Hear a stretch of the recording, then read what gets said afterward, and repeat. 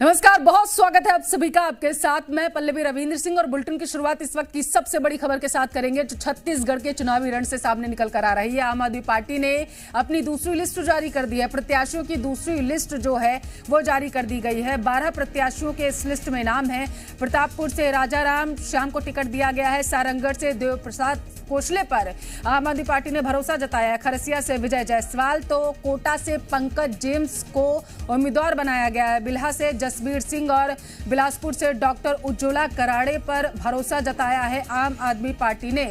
तो वहीं मस्तूरी से धर्मदास भार्गव और रायपुर ग्रामीण से तरुण वैद्य को टिकट दिया गया है, दावेदार बनाया गया है। उम्मीदवारों की जो लिस्ट जारी हुई है उनमें इनका नाम है।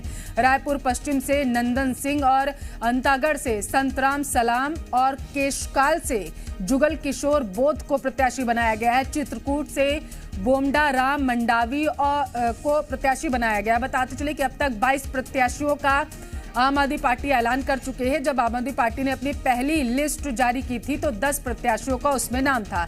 जी मीडिया संवाददाता ज्यादा जानकारी के साथ टेलीफोन लाइन पर सत्य प्रकाश जुड़ चुके हैं। सत्या, किन किन लोगों पर आम आदमी पार्टी ने भरोसा जताया है? बिल्कुल, देखिए बहुप्रतीक्षित थी दूसरी सूची आम आदमी पार्टी की भी, क्योंकि आम आदमी पार्टी की ओर से अरविंद केजरीवाल 10 गारंटी देकर जा चुके हैं। उसके बाद इस बात की संभावना जताई जा रही थी कि जल्द ही दूसरी सूची आएगी, लेकिन दूसरी सूची अब आई है और ये सूची आई है तो इसमें तमाम समीकरणों का ख्याल रखा गया है। क्योंकि आम आदमी पार्टी ने पहले ही क्लियर किया है कि लगभग सभी सीटों पे प्रत्याशी उतारेगी। उस हिसाब से अगर हम देखें तो रायपुर पश्चिम से नंदन सिंह, जो काफी एक्टिव पिछले दिनों में दिखाई दिए हैं, धरना प्रदर्शन करते हुए नजर आए हैं और उन्हें टिकट दिया है पार्टी ने। रायपुर ग्रामीण से तरुण वैद्य को दिया है, प्रतापपुर से भी राजाराम श्याम को, और इसी तरह से अगर हम कहें तो बिल्हा, जहां से पूर्व नेता प्रतिपक्ष धर्मलाल कौशिक विधायक है, भाजपा के विधायक है, वहां से जसबीर सिंह को टिकट दिया गया है। इसी तरह अगर हम कहें तो बिलासपुर, जो अपने आप में काफी वीवीआईपी सीट है, यहाँ से डॉक्टर उज्ज्वल कराड़े को टिकट मिला है। तो अगर कुल मिलाकर अगर हम कहें तो तमाम समीकरण बैठाने की कोशिश है। कई सीटों पे जातीय समीकरण भी बैठाने की कोशिश है और कई सीटों पे जो खासा एक्टिव संगठन को करने में लगे हुए लोग दिखे हैं, रहे हैं, उन लोगों को भी टिकट दिया गया है। तो कुल मिला के अब 22 उम्मीदवारों के नाम पहली और दूसरी सूची मिलाकर आ गए हैं और अब तीसरी लिस्ट का इंतजार इसके बाद होगा, क्योंकि कई सारे और भी दावेदार हैं जो अभी बाट जोड़ रहे हैं आम आदमी पार्टी से टिकट के लिए। 90 सीटों वाले छत्तीसगढ़ में 22 सीटों पर आम आदमी पार्टी ने अपने प्रत्याशी उतार दिए हैं।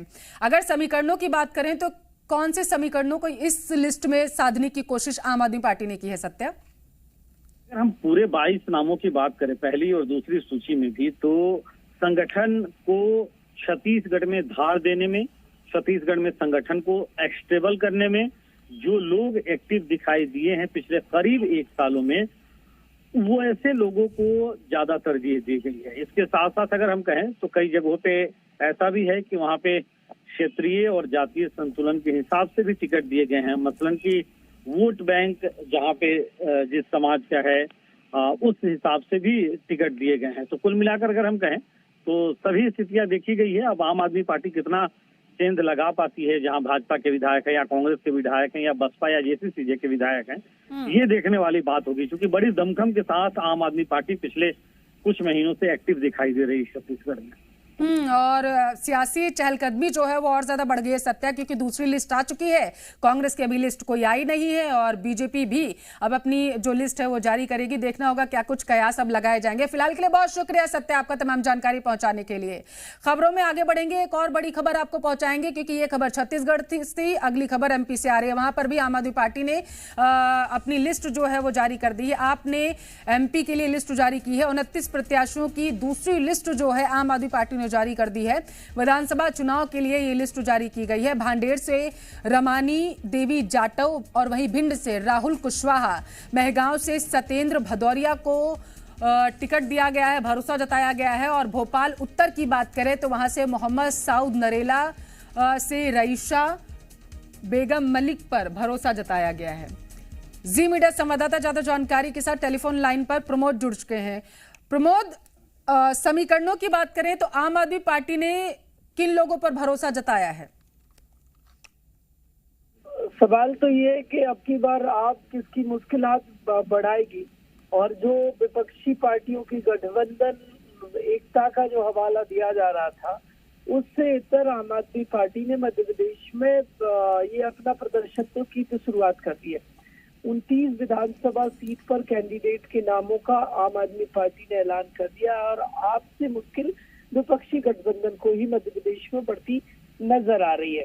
अब देखिए, जो 29 कैंडिडेट का ऐलान आम आदमी पार्टी ने किया है विधानसभा कैंडिडेट का, उनमें सबसे जो इम्पोर्टेंट है वो है अभिनेत्री चाहत पांडे को दमोह से आपने उम्मीदवार बनाया है और बिजावर से अमित भटनागर और छतरपुर से भागीरथ पटेल को टिकट दिया है। सिवनी मालवा से आपके जो प्रवक्ता है सुनील गौर को टिकट मिला है और भोपाल उत्तर से मोहम्मद सऊद को और नरेला से रईसा मलिक को पर आम आदमी पार्टी ने दाव लगाया है। तो कुल मिलाकर आम आदमी पार्टी की मध्य प्रदेश में जो एंट्री है वो बम्पर नजर आ रही है। अब आगे और कितने नामों पर ऐलान करते हैं, इसमें से कई नाम ऐसे हैं जो चौंकाने वाले हैं, जो पॉलिटिकली उतने एक्टिव नहीं है, लेकिन अब चुनाव समर में उतरना आम आदमी पार्टी का ये किसी के समीकरण बनाएगा तो किसी के बिगाड़ेगा।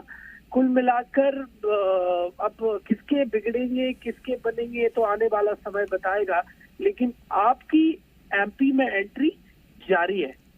प्रमोद, सियासी गलियारों में कहा जाता है कि आम आदमी पार्टी अगर प्रदेश में चुनाव लड़ने जाती है, क्योंकि केंद्र की बात करते हैं तो ये लोग गठबंधन में हैं, प्रदेश की अगर बात करें तो सबसे ज्यादा मुश्किलें जो है कांग्रेस की बढ़ाती है आम आदमी पार्टी। कांग्रेस की अभी लिस्ट नहीं जारी की गई है, चाहे मध्य प्रदेश की बात करें चाहे छत्तीसगढ़ में, बीजेपी ने जारी कर दी। क्या लगता है प्रेशर बढ़ेगा अब कांग्रेस पर? एग्जैक्टली स्वाभाविक है। देखिए, यदि पॉलिटिकल पार्टियों का टाई अप है बड़े पैमाने पर राष्ट्रीय स्तर पर और मध्य प्रदेश में वो पार्टी इतर जा रही है तो स्वाभाविक है। और वैसे भी हमेशा से कांग्रेस पार्टी आरोप लगाती रही है कि आम आदमी पार्टी वी टीम के तौर पर काम करती है बीजेपी की, और जहां जहां आप एंट्री मारती है वहां वहां खामियाजा कांग्रेस पार्टी को भुगतना पड़ा है। ये पिछले कुछ इलेक्शन देखा जाए तो वो गवाह रहे हैं। अब लिहाजा एमपी में एंट्री और वो कांग्रेस पार्टी जो कह रही है माहौल उनके पक्ष में है, और ऐसे में आप के लगातार कैंडिडेट का ऐलान ये गले की फास्ट इलेक्शन सीजन में कांग्रेस पार्टी के लिए बन सकता है। और राजनीतिक मध्य प्रदेश के जो पंडित है लंबे समय से एमपी की जो सियासी मौसम को समझ रहे हैं वो भी यही बात कह रहे हैं। तो अब जो राष्ट्रीय स्तर पर जो गठबंधन है क्या वो कोई मोड़ लेगा या फिर जो राष्ट्रीय स्तर का गठबंधन है वो आगे कदम बढ़ेंगे तो एमपी में भी हो सकता है।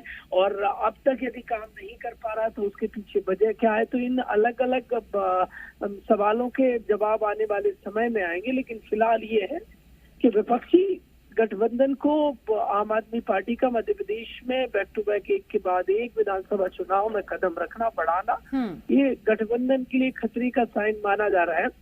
अब इस स्पष्ट तौर पर आने वाला समय बताएगा कि किसको नफा और किसको कितना नुकसान होता है। और नुकसान इस पर निर्भर करता है कि कौन सी पार्टी कौन से गणित के आधार पर अपने प्रत्याशी उतार रही है। और इसी का बारे में अगर मैं पूछूं प्रमोद, एमपी की अगर बात करें तो आम आदमी पार्टी आखिर गणित क्या लगा रही है, क्योंकि कांग्रेस की अभी लिस्ट नहीं आई है तो तस्वीरें साफ नहीं हो पाई। हालांकि बीजेपी की अगर बात करें तो जिन सीटों पर पिछले चुनाव में 2018 में बीजेपी को नुकसान हुआ था उन सीटों पर बीजेपी का फोकस ज्यादा देखने को मिला है। आम आदमी पार्टी कौन सा गणित अपना रही है?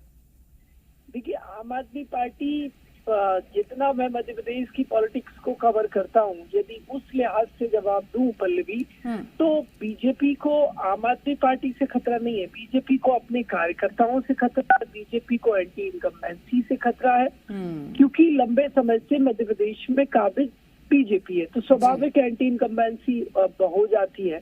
और दूसरी बात यह कि कार्यकर्ता और उनके अपने नेता नाराज है तो वो मुश्किलात बढ़ाएंगे और 18 में भी बीजेपी को मुंह की इन्हीं की वजह से खानी पड़ेगी।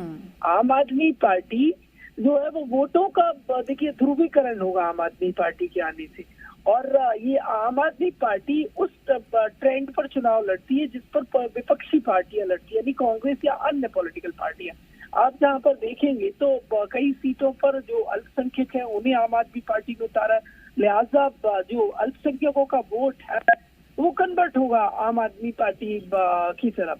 और ये पॉलिटिक्स कौन करता है ये सब जानते हैं। तो गठबंधन करने से पहले जो आरोप आम आदमी पार्टी पर लगाया जाता था कि ये बीजेपी की बी पार्टी की तरह काम करती है, वैसी ही तस्वीरें सामने निकल कर आ रही हैं। देखना होगा जो प्रत्याशी उतारे गए हैं उनका क्या कुछ प्रभाव देखने को मिलेगा। बहुत शुक्रिया प्रमोद तमाम जानकारी के लिए।